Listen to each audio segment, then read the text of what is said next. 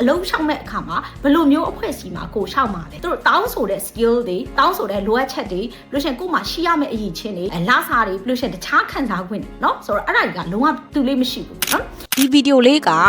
ထိုင်းနိုင်ငံရဲ့ NGO တွေမှာအလုပ်လုပ်မယ်လို့စိတ်ကူးထားတဲ့လူငယ်လေးတွေအတွက်ဖြစ်ပါတယ်နော်ဆိုတော့ကို့အနေနဲ့ဒီထိုင်းနိုင်ငံမှာရှိတဲ့ NGO တွေမှာအလုပ်လုပ်မယ်လို့စိတ်ကူးထားတယ်ဆိုရင်အရင်ဦးဆုံးထိုင်းနိုင်ငံမှာရှိတဲ့ NGO ပုံစံလေးတွေကိုသိထားရပါမယ်ပေါ့နော်ဘာဖြစ်လို့လဲဆိုရင်ဒီလို NGO ပုံစံတွေပေါ်မူတည်ပြီးတော့လိုအပ်တဲ့အရေးချင်းတွေပြီးလို့ရှိရင်တို့ပေးတဲ့ခံစား권တွေနော်ဆိုတော့အကုန်လုံးကွာတော့တာဖြစ်ပါတယ်ပေါ့နော်ဆိုတော့နံပါတ်1အနေနဲ့လေ့လာကြည့်ရအောင်နံပါတ်1အနေနဲ့ဆိုရင်ဒါ local NGO လို့ခေါ်တဲ့ပြည်တွင်း NGO နော်တချို့ကြတော့ foundation လို့ပြောလို့ရတယ်ဘာဖြစ်လို့လဲဆိုတော့သူတို့ကဒါအစိုးရမှာ register လုပ်တဲ့အခါမှာ foundation အနေနဲ့တင်ထားတာဖြစ်တယ်နော်ဆိုတော့ဒီလိုအဖွဲ့တွေကကြတော့ဒီပြည်တွင်းထဲမှာပဲရှိတယ်တခြားနိုင်ငံမှာသူတို့ project တွေမရှိဘူးဆိုတော့ထိုင်းနိုင်ငံအတွင်းထဲမှာပဲသူတို့ project တွေရှိကြတယ်ပေါ့နော်ဆိုတော့ဒါကို local NGO ဒါမှမဟုတ် foundation လို့ပြောလို့ရပါတယ်နော်နောက်တစ်ဖွဲ့ကကြတော့ဒါ international NGO လို့ခေါ်တဲ့နိုင်ငံတကာအဖွဲ့အစည်းပဲဖြစ်ပါတယ်เนาะဆိုတော့ကကြတော့ဒီထိုင်းနိုင်ငံမှာလည်းယုံရှိတယ်เนาะယုံခွဲအနေနဲ့ကောဒါမှမဟုတ်လည်းတချို့တွေကကြတော့ဒါယုံကျုပ်အနေနဲ့လာဖွင့်ကြတယ်ပေါ့နော်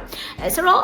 ဒီလိုမျိုးကို INGO ဒါမှမဟုတ် international NGO လို့ခေါ်လို့ရှိကြတယ်ပေါ့နော်ဘလိုမျိုး INGO အဖွဲ့တွေကဒီထိုင်းနိုင်ငံလိုမျိုးမှာယုံချုပ်အနေနဲ့လာဖွင့်တာနော်ဆိုတော့အထူးသဖြင့် INGO တော့ဟုတ်တယ်ဒါပေမဲ့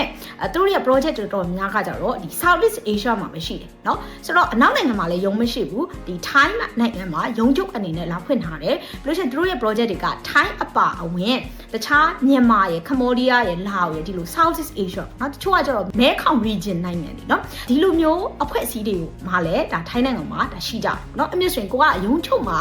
လောက်ရတာဖြစ်တဲ့အတွက်ကြောင့်မို့လိုအပ်တဲ့အရေးချင်းတွေကပို့မြင့်ရတာပေါ့လीနော်ဥပမာယုံခွဲမှာလောက်တာထက်ရုံချုပ်မှာလောက်တဲ့ဥစ္စာဆိုရင်ဒါအရေးချင်းတွေကဒါပို့ပြီးမှတောင်းလိရှိကြတယ်ပေါ့နော်အဲ့လိုမျိုးပဲ experience ကလည်းပို့ပြီးမှရကြတယ်နောက်ဆုံးတစ်ခုကကြတော့ဒါ2021နောက်ပိုင်းမှာညာတော့ဖြစ်ရှိလာတဲ့အဖွဲ့ပေါ့နော်အရင်တော့ကလည်းရှိပါတယ်ဒါပေမဲ့2021နောက်ပိုင်းမှာပို့ပေါ်လာတဲ့အဖွဲ့တွေပေါ့နော်အဲ့ဒါကကြတော့ဗာလဲဆိုရင်ထိုင်းနိုင်ငံမှာရှိတဲ့မြန်မာ local NGO နော်ဆိုတော့ကြတော့ဗာလဲဆိုရင်သူတစ်ဖြစ်ဒီရုံးခွဲတို့နော်ပြီးလို့ရှိရင် coordination ရုံးတွေကိုဒီထိုင်းနိုင်ငံဖက်ချမ်းမှာလာဖွင့်လိရှိကြတယ်ဒါပေမဲ့သူတို့ရဲ့ project တွေအကုန်လုံးကမြန်မာဖက်ချမ်းမှာရှိတယ်เนาะဒါမှမဟုတ်လေဒီ Thai ဖက်ချမ်းမှာရှိတယ်ဆိုရင်တော့မြန်မာလူမျိုးတွေအတွက်ပဲဒါ project တွေလုပ်ကြတာဖြစ်တယ်เนาะဆိုတော့ဒီလိုမျိုးအဖွဲ့အစည်းတွေမှာလည်းဒါအလုပ်ခေါ်လေးရှိကြတယ်နော်အဲ့မျိုးဆိုတော့ကို့အနေနဲ့ပထမဆုံးတည်ထားဖို့လိုတာကကြတော့အလုံးရှောက်မဲ့အခါမှာဘယ်လိုမျိုးအဖွဲ့အစည်းမှာကိုရှောက်မှာလဲနော်ဘာဖြစ်လို့လဲဆိုရင်ဒီလိုမျိုးခေါ်တဲ့အဖွဲ့အစည်းပေါ်မူတည်ပြီးမှသူတို့တောင်းဆိုတဲ့ skill တွေတောင်းဆိုတဲ့လိုအပ်ချက်တွေလို့ရှင်ကို့မှာရှိရမယ့်အရေးချင်းတွေလာစာတွေလို့ရှင်တခြားခံစားခွင့်တွေနော်ဆိုတော့အဲ့ဒါကြီးကလုံးဝသူလေးမရှိဘူးပေါ့နော်ဆိုတော့နောက်တစ်ခုကကြတော့လဲဘာကွာလဲဆိုရင်ထိုင်းနိုင်ငံမှာမတို့ကနိုင်ငံခြားသားအနေနဲ့လာလို့ရတာဖြစ်တဲ့အတွက်ကြောင့်မို့ဒါထုတ်ပေးတဲ့ဗီဇာအမျိုးအစားကလည်းဒါသူလေးမရှိဘူးဒါကြောင့်မလို့ကို့အနေနဲ့ထိုင်းနိုင်ငံမှာရှိတဲ့ NGO ထဲမှာအလုပ်လျှောက်တော့မယ်ဆိုရင်ဘယ်လိုမျိုး NGO တွေမှာကိုကရှောက်မှာလဲဆိုတဲ့ပုံမူတည်ပြီးတော့ကိုကပြင်ဆင်ရမှာဖြစ်ပါတယ်ဆိုတော့ဒီနေ့ကတော့ဒီလောက်ပဲနောက်ထပ်ဗီဒီယိုတွေမှာပြန်ဆုံကြမယ်ပေါ့နော်